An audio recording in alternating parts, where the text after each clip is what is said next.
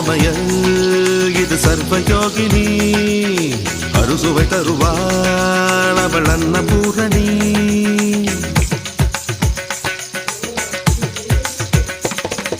சரவண சமய